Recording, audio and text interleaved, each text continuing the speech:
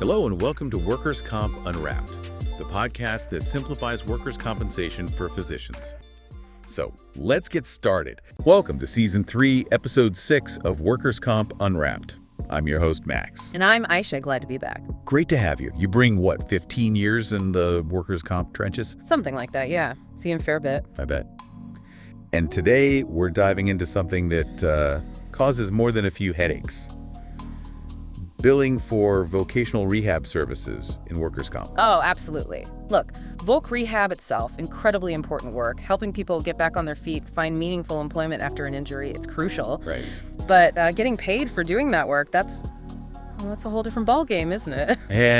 Yeah. A different league entirely sometimes. Seriously. Because if you mess up the coding, miss a form, don't follow the, let's be honest, sometimes crazy procedures, Right. It can cost you big time. In California, where we focus a lot, it feels like the rules shift constantly. You miss one tiny step, and suddenly payments are delayed, maybe denied altogether. Providers get left holding the bag. Exactly. It's not just about delays, it's about outright denials, lost revenue. So today, we're getting into the nuts and bolts, the strategies, how to actually navigate this. Let's do it. Okay, so first things first. When we say vocational rehab services in workers' comp, what exactly are we talking about? What's the main goal? Well, the core idea is pretty straightforward, actually. It's about helping that injured worker get back to what we call meaningful employment. Meaningful employment. Yeah, not just any job, but something that fits their skills, their abilities post-injury. Yep. It's about career recovery, not just, physical healing. So it's different from just more medical treatment, like physical therapy or something. It's totally different. Medical treatment is about fixing the injury, healing the body. Voc Rehab focuses squarely on their ability to work.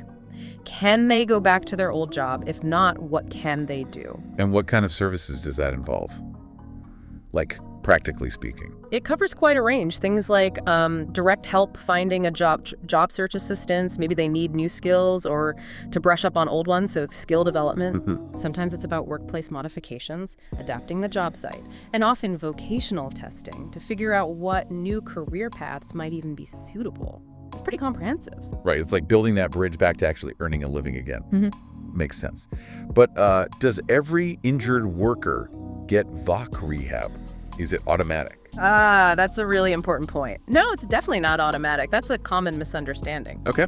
Voc Rehab services usually only kick in after the worker reaches maximum medical improvement. MMI. Right. When they're basically as good as they're going to get, medically speaking. Exactly. Their condition has stabilized. And if, at that point, they still can't return to their old job, their pre-injury job, then Voc Rehab becomes the next logical step. It's targeted. Gotcha. So MMI happens, they can't go back to the old job, then the Voc Rehab discussion starts. So, okay, Voc Rehab is needed, workers at MMI. Who actually pays for all this? Because like you said, these services are vital, but they aren't free. Right. So in California, assuming the services are necessary, and this is key authorized, the responsibility falls on the claims administrator. Usually the insurance carrier. Usually, yeah. They're the ones who are supposed to cover the cost. You said the magic word there, authorized. What does that actually mean in practice? Is it just a phone call? Oh, definitely not just a phone call. This is workers' comp. You need the RFA, the request for authorization. RFA, okay. That form is critical. The worker, or often their attorney or the provider themselves, needs to submit an RFA for the specific Voc Rehab services needed.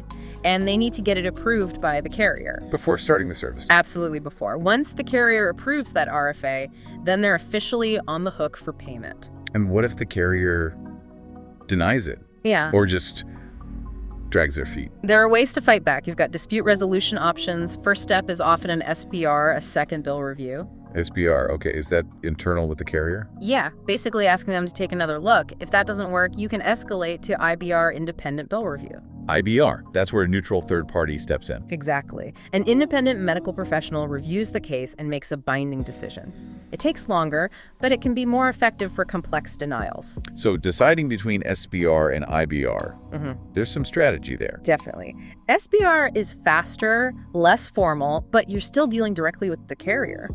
IBR brings in that outside view, which can be powerful if you have a strong case, but it's a more involved process. You need to weigh the odds. Okay, but here's the part that drives providers nuts, right? You can do everything right, get the RFA approved, and still run into payment problems. That's the kicker. Yes. Full authorization is step one. But if you don't bill it correctly, the right codes, the right documentation, your payment can absolutely be delayed or even denied.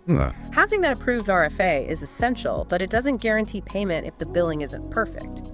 It's like having the key but not knowing which lock it fits. So the billing details, the codes, the paperwork, that's where the real battle often lies. That's where so many claims get stuck.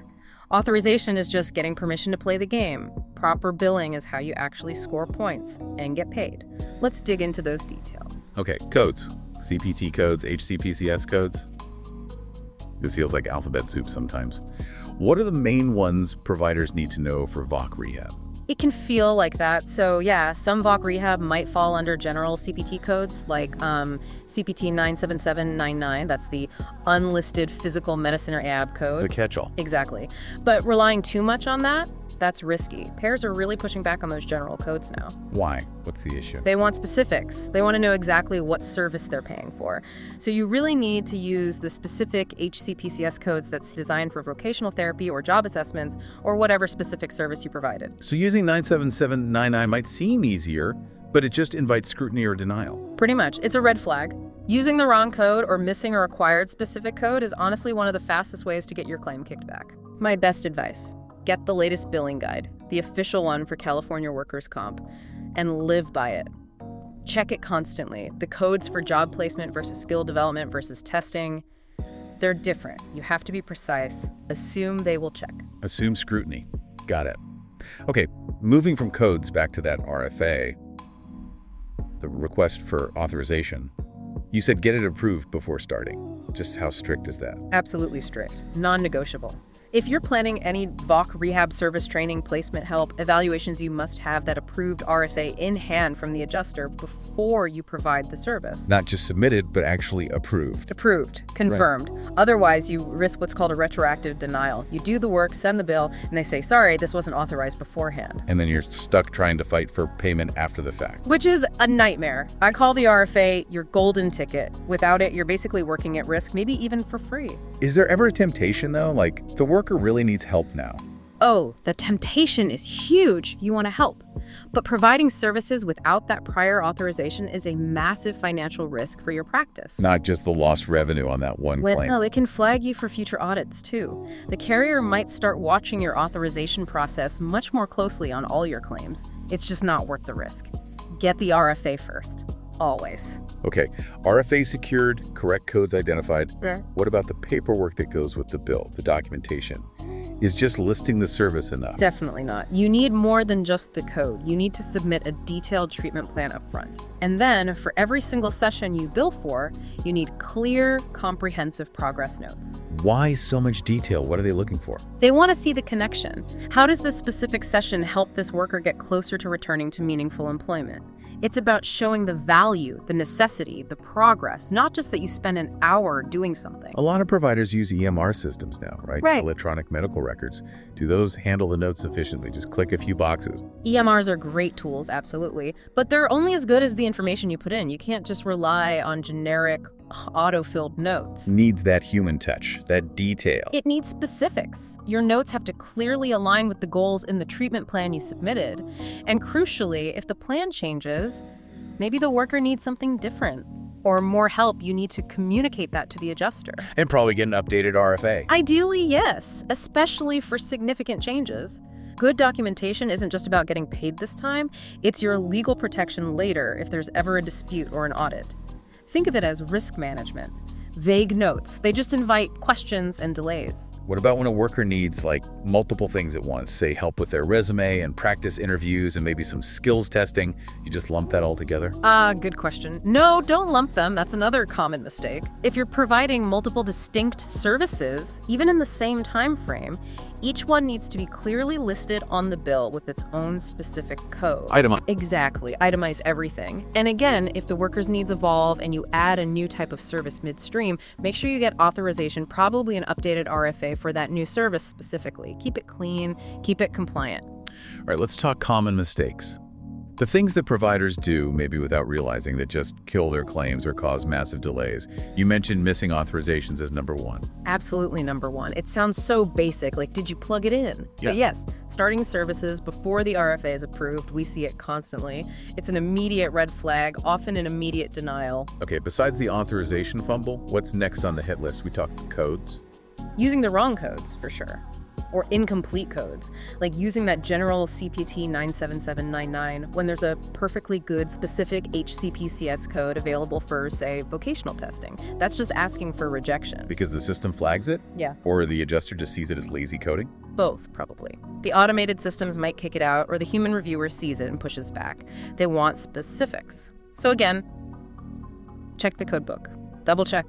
Know the difference between the code for job placement versus skill development. They aren't interchangeable. Okay, so RFA, correct codes. What about the documentation itself?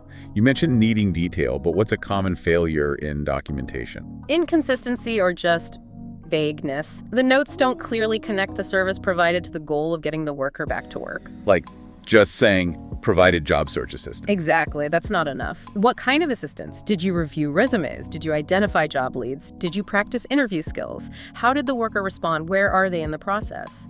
The notes need to tell a story of progress, or at least effort towards progress. So they need the specifics to justify the ongoing need for the service. Precisely. A vague note just screams denial, or at least request for more information, which means delays. And delays mean you're waiting longer for payment, maybe eventually having to file lien. Ooh, the lien process. Avoid at all costs. Okay, one more trap. Modifiers. Those little 2-digit codes added onto the main code. How do they trip people up? Modifiers are tricky because they seem small, but they carry specific meanings. They tell the payer about special circumstances. Maybe the session ran long, maybe multiple services were done, maybe it was telehealth. Right. Forgetting a needed modifier or using the wrong one, that messes up the whole claim processing. A classic example is telehealth for Voc Rehab. If you did a virtual counseling session but forgot the telehealth modifier like GT or 95, the claim might get denied just for that, even if everything else was perfect. Wow. Something so small derails the whole thing. It signals how the service was delivered. If the modifier is wrong or missing, the system or the reviewer might think the main code itself is inappropriate for how the service was done. Tiny detail, huge impact. Okay, we've thoroughly explored the minefield. Let's talk about the map. How do providers proactively avoid these denials and delays? What's the strategy?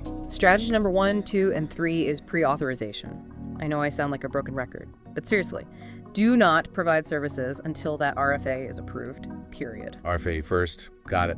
Then what? Then submit everything correctly the first time. Clean claims get paid faster. It's that simple.